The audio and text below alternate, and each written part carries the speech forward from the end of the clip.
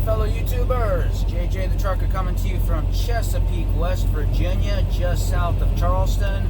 Just went through Charleston. Nice, beautiful little town there. They're working on the Capitol Dome, but that Capitol Dome's pretty darn neat. You can see that, as it is the capital of West Virginia, obviously. Alright, so, I know I haven't gotten a video out to you guys in quite a few days. There's been a few reasons for that. Number one, it's either been rainy or bugs all over the windshield. And it's just, man, it is bug season out there. And I don't really want to be shooting videos, scenic videos like this when it is, you know, when you got bugs all over the windshield. In fact, I even see one that just managed to make its way up on the windshield pretty recently there. So I'm sorry for that. And if it's not been, if there haven't been bugs just flying directly into the windshield, you know, bugicide style, and I tell you, it takes a lot of guts for them to do it, but man, they don't survive. If it hasn't been that, it's been raining, just rain all over the place. So, you know, and I'm, you know, very safety minded. The camera is real easy to use. It's one touch, but you know, it still, you know, takes just a little bit of concentration to actually talk to somebody. And when it's raining, I just focus on the roads. You know, safety's first, safety's important, so safety it is. Oh man, other than that, when I have had the chance, other than those two reasons, I haven't had the chance. The loads I've been getting recently have been little short hoppers, little 1 day, 1.5 day loads that have been just quick little turnarounds. You know, you get the load in the evening, it delivers the next day. You get another load, it delivers the next day. You get another load, it delivers the next day. Man, it's just been those little tiny one-hoppers. And I know a lot of people prefer those, and they have been mostly dropping hooks, a couple of live loads. I know people prefer that because they don't like those long drives. They think the long drives are boring, and you know, I can understand that. You know, to each their own. For me, I'm just the opposite. I love those long drives. Give me those long, you know, 3, 4, 5, even a 6 day drive. You know, 6 is pretty rare because, you know, you get to pretty much any place you need to go in 5. But, you know, give me those long drives and I am so happy. I love those. Absolutely love those. But anyways, it is what it is. My dispatcher's on vacation this week. You know, so maybe it's just the loads that have been available. It's just been these little short hoppers. And it is what it is. They're not bad loads. They definitely have not been bad loads. It's just, you know, they've paid well. You know, it's just a lot of extra work, and you know, you're running your clock is what you're doing. And it makes for a long day when that's happening compared to the long runs where you've got a lot of shorter days for driving. You got a lot of time to do some extra stuff like shoot videos, edit videos, answer the barrage of questions that come out all the time, and barrage of comments and stuff, which I appreciate. So yeah, it's just been a little bit short on time there. Now the load I'm on right now is actually a really good load. 2.5 days, so that's not too bad. Really good pay per day, which I'm very, very happy about that. But started out with an issue. So I dropped off a load one place, had to deadhead a couple hundred miles to get to the shipper. And by the time I got to the shipper and got hooked to the get over here. By the time I got hooked up to the trailer and all that stuff, got the paperwork done, 14-hour clock ran out. And I checked the weights on the truck, and it was overweight. Of course, I was on a slight incline, so we got this toll booth coming. I don't know if it's an actual booth or what we got, so I pay attention a little bit here. Yep. I got the easy pass, so not a big deal. Just gotta watch for traffic.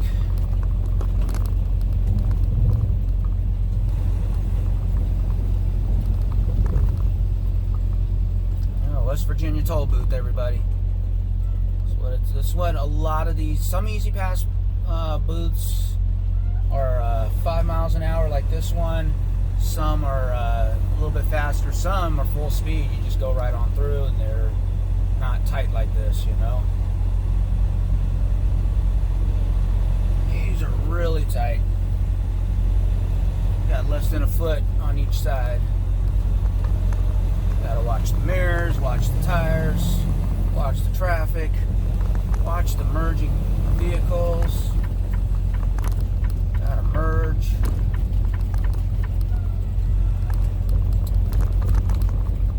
Yep. Alright, so where was I? So yeah, so I was on a slight incline, so you can't really get a good accurate read, but it looked like I was pretty well overweight, and nothing I could do about it. Fortunately, they allowed overnight parking right there on the lot, and the CAT scale was only about a block and a half away, so not too bad.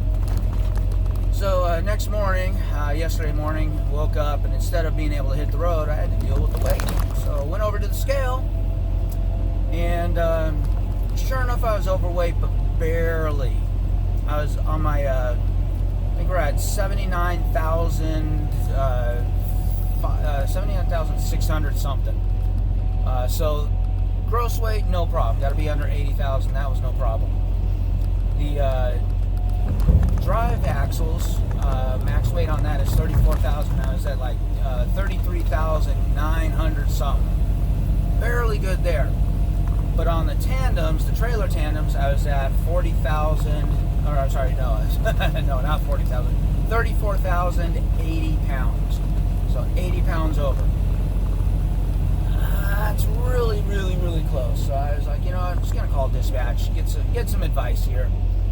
And I'm glad I did, because I got some really good information. Number one, he says, yes, technically you're overweight, but usually the scales generally don't matter as long as you're within 150, because they're rolling scales. They figure there's some variance in that, but you know, you can't promise anything. There could be, you know, they could be one of them cracking down or something like that, or somebody having a bad day, and yeah, they can pull you in for that and turn a good day into a bad day. So, but he said what you can do is use the APU exception. I'm like, okay, tell me about this APU exception. It says it's a national provision where you get 400 pounds of exemption on your drive tires, on your drive axles, if you have an APU, which of course I do. All prime trucks have an APU. So I can actually be at 34,400 pounds. So I slide my tandems up to the 11th hole. It was in the 12th. Slide them up to the 11th hole, and now of course the trailer tandems are good, and I'm about 250 pounds overweight on the drive axles. That's all good, except even though it's a national provision, get this, it's up to the states whether or not they want to follow it, and there are 4 states that do not allow that exemption. I'm driving through one of them, that's Kentucky, and I'm delivering to another, which is North Carolina. Figures, right? Man, this is such a pain in the butt. So now I gotta start looking at the weight of my fuel and what I can do there to manipulate the fuel. Of course, I can go back into the shipper and have them rework the load and all this stuff if I want to deal with hours of delay, hours more of delay. I'm already delayed due to even figuring all this stuff out. And it's so close, there's got to be a way. So I do the math on the fuel. I was about at 3/4 of a tank when I was doing that. Fuel is about 7.1 pounds per gallon for diesel. So doing the math, and I'm like, okay, well, if I'm under a half a tank of fuel, I'm okay. I don't want to be stopping all the time for fuel though, so what can I do? Okay, I can avoid Kentucky altogether. I can go around that. It adds 30 minutes to the drive. Almost 45 minutes to the drive. But that can be done. And then by the time I hit North Carolina, as long as I plan it right, I can be, hitting that at a half a tank. So I'm like, all right, let's go. Let's hit the road. Let's get this going. So I'm doing that, man, because I got a late start. It was going to mean I was going to be finishing late for the day, and trying to find parking was just a royal pain in the butt. Trying to find, the parking on the 70 in Ohio, which is about where I was going to be, between Columbus and Dayton. Parking is tough. Tight spots. They don't have a lot of parking spots at these truck stops or rest areas. No reserve parking even, and I'm not one for reserve parking, but if I got it, I got it. But nothing. I was just like, what in the world am I going to do? Turns out I was going to have to shorten my day, park early, and then have an 11-hour day the next day, which is today. Like, this is such a pain in the butt, and I'm coming up to the fuel, so now I got to start calculating how much fuel to put in the tank, because I can't fill it up, because I have to make sure that I'm at a half tank by the time I hit the North Carolina border. Man, it's more numbers and number crunching and calculation. All right, so, all right, take a breath. What's the next step? All right, got to find out where the first weigh station is in North Carolina. Pull up good old Trucker Path. I got to tell you, Trucker Path is my best friend. It really, really is. If you do not use Trucker Path, and you're not already a million miles or already don't know all the good stops in the country because you've been doing this for years, use Trucker Path. It is awesome. It's got so much good. It's not perfect by any means, but it is really, really helpful to find the weigh stations, whether they're open or closed, to find the truck stops, the rest areas, whether they're full, kind of full, empty.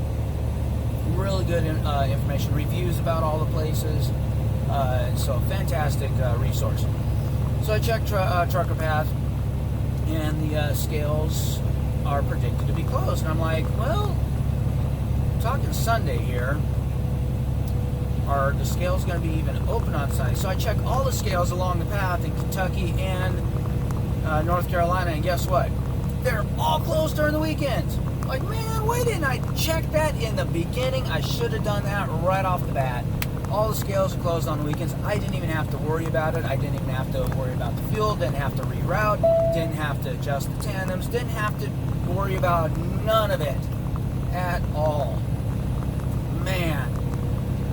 Fortunately, I was still in a good enough place to, I hadn't done that split off to the reroute yet, so I was able to take the original route, save that time, which made things better. Parking was much better. I was able to get parked at a nice big Love's truck stop, had plenty of parking, parked when I wanted to, fueled up this morning, filled the tanks up, and yeah, I am good. Woo! So yeah, it's all good, and I'll be delivering this evening.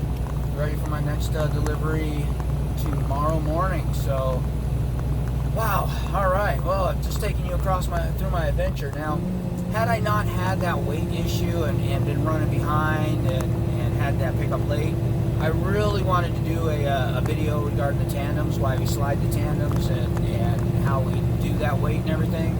That is on my radar to get one of those videos out to you guys.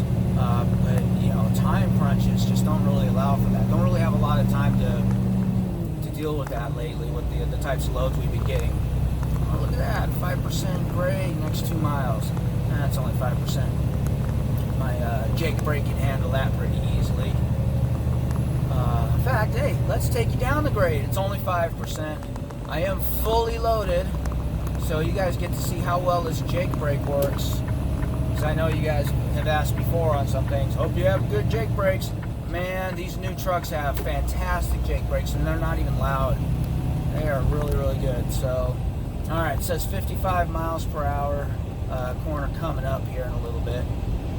All right, I'm going to go ahead. I'm at 57, 58 miles an hour. I'm going to hit the Jake brakes now.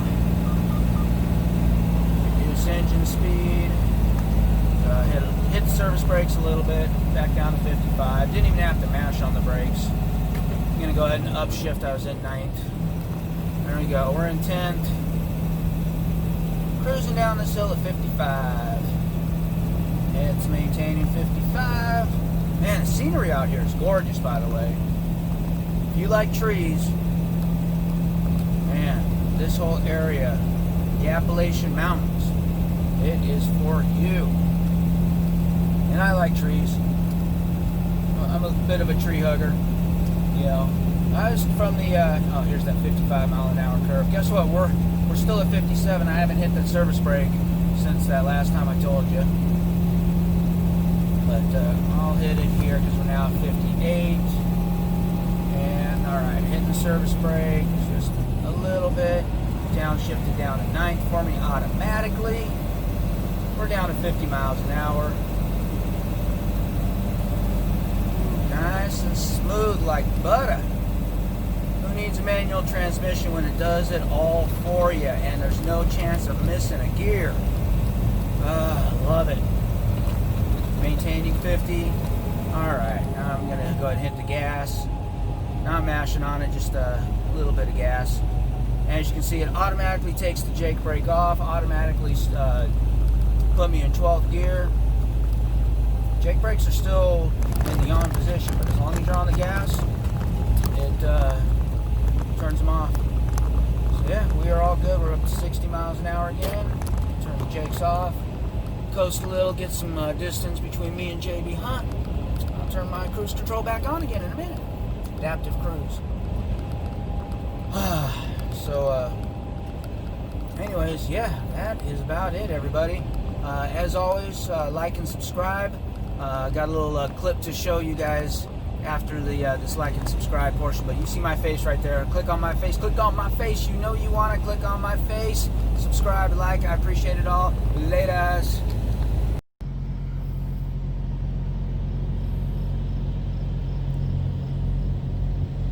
It's firefly season. Ooh, one right next to me. Missed it.